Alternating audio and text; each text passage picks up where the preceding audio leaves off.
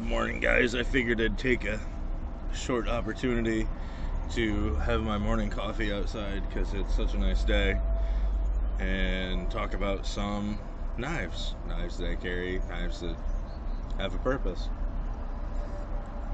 I want to start out with my folding knives. So these are the three that I carry the most. They're not the only three that I have, but these are what I carry the most. I've got this tiny little Rough Rider 2-blade trapper knife that I will occasionally carry when I'm out in the woods or out in general. I took it fishing, and the reason I took it fishing over something else is we were out at a park and pulling out a nice little innocuous 2-blade trapper pocket knife is a whole lot less offensive than pulling out this Ontario Rat 1. It's a tactical folder that I like a lot and that I carry. I mean, it's got full flat grind. It is only AUS 8 steel. It's not a great steel, but it's a nice, robust little folding knife. It's got a 90-degree spine, so even though it is stainless steel, you can strike a ferro rod with it. It's a great knife. It was cheap.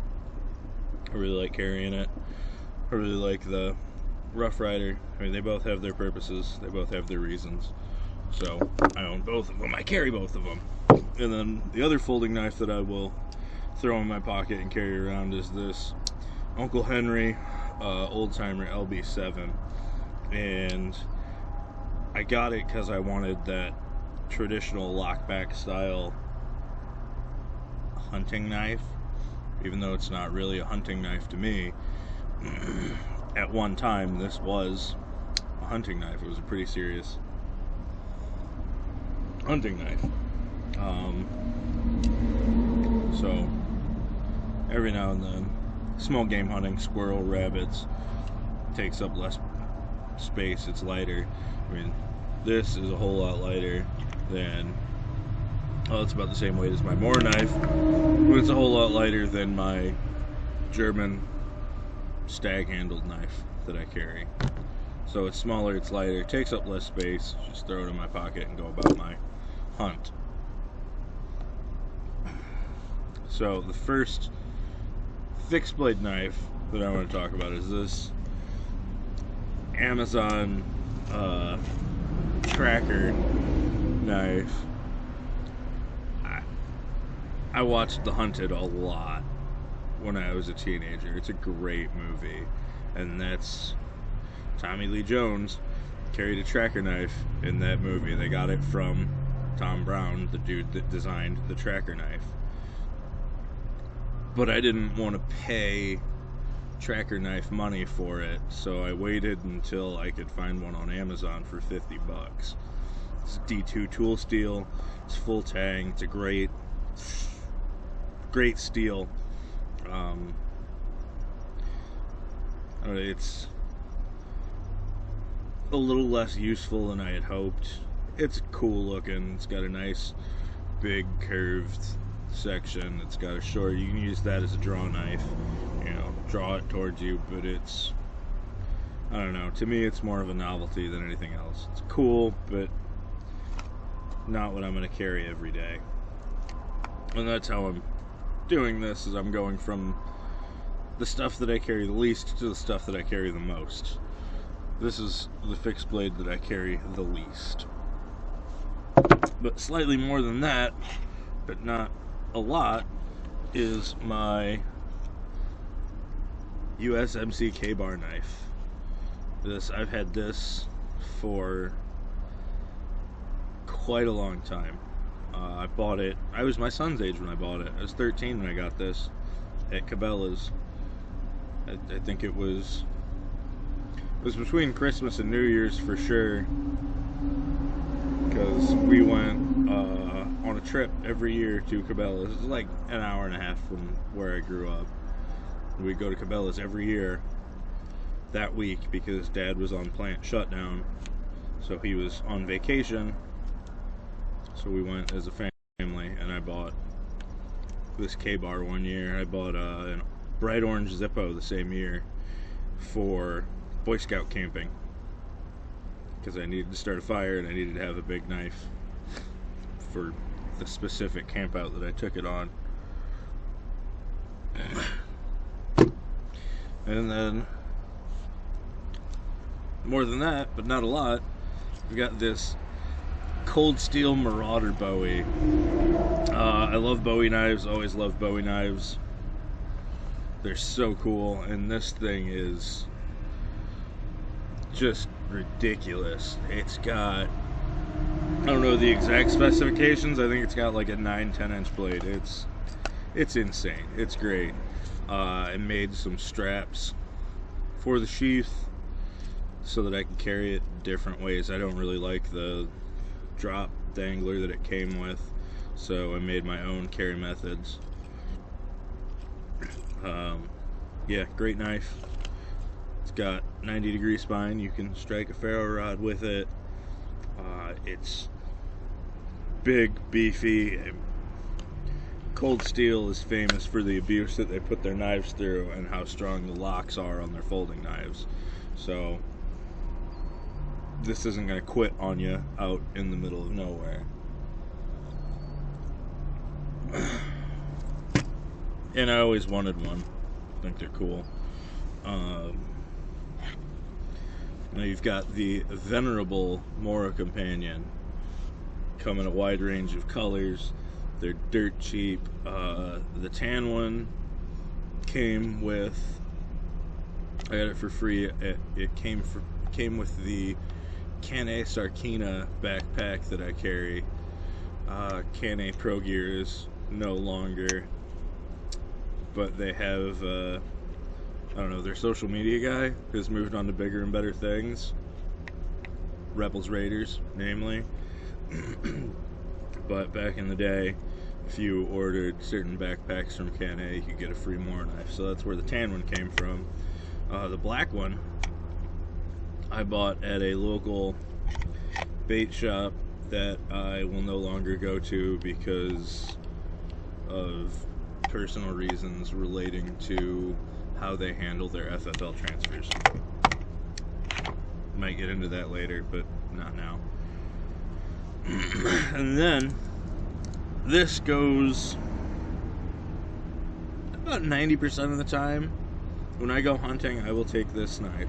Doesn't matter what I'm after. I mean, I take it deer hunting, I take it rabbit hunting, squirrel hunting, coyote hunting, everything.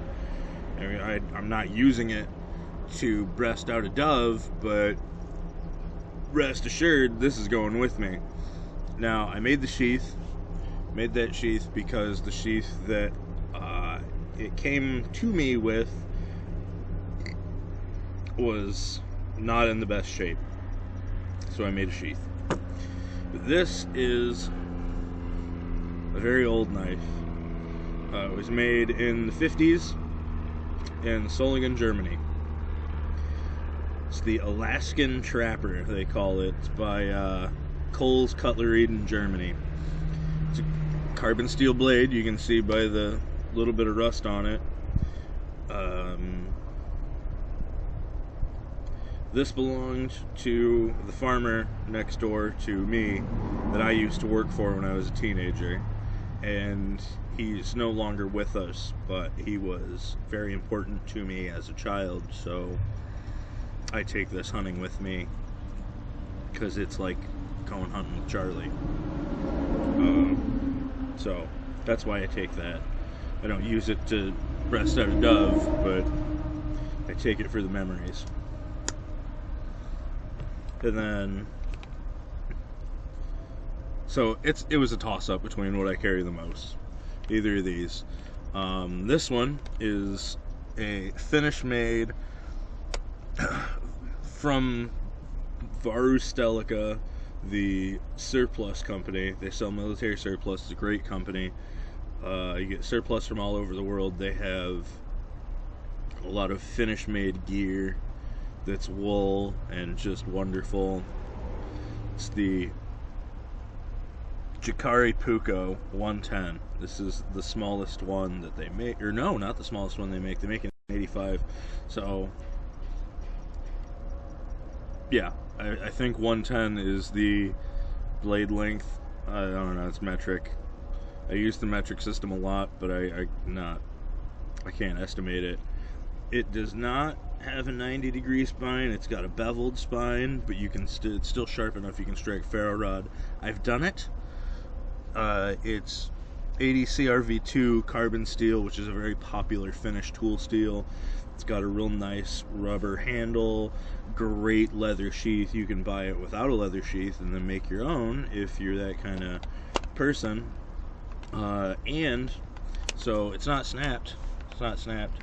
And it's not coming out. So you can, in camp, just pop it in and leave it so that you're in and out doing your camp chores, and then when you go on the trail, snap it shut and it's not coming out. And then this is probably my favorite sheath knife that I own. I love this knife. This is a great knife. It's the Tops Tanimboka Puukko. It's named after a game preserve that's owned by the person that designed the knife. It's Serbian national, was raised in Germany. I can't remember his name, and I didn't take notes on it. I took notes, not scripted today, but I have notes. Great knife, made in the USA. This is the only made in the USA knife that I have out.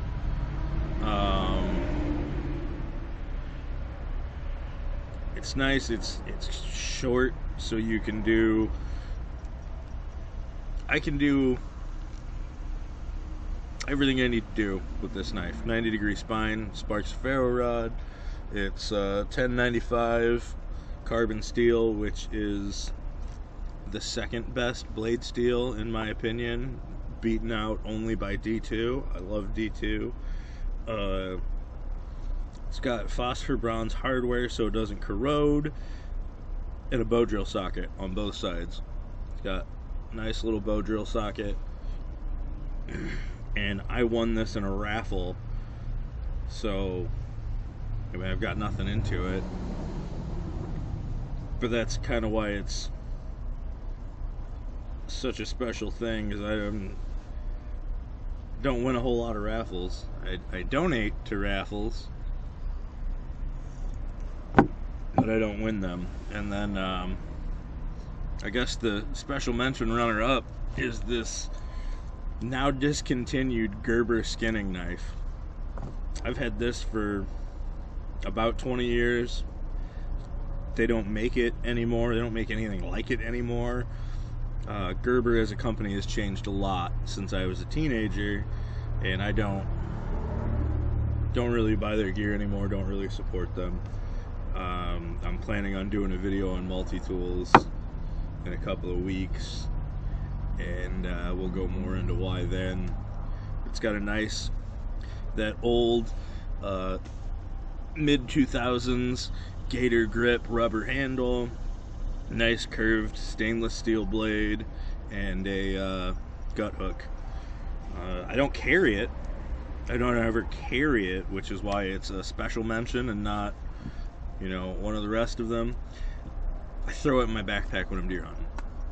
This is, I use it all the time because I hunt a lot, but I don't carry it. I throw it in my backpack.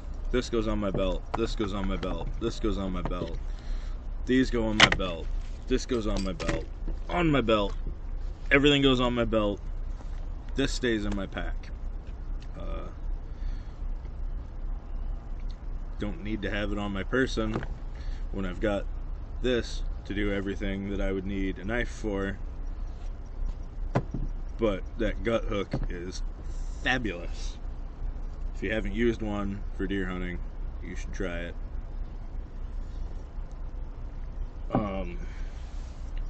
That's pretty much it for the video. I didn't clap or anything to sync it up later, so that's, my audio sync's gonna be great. I got a microphone, my stick camera has great audio, but the action camera that I'm using doesn't have great audio.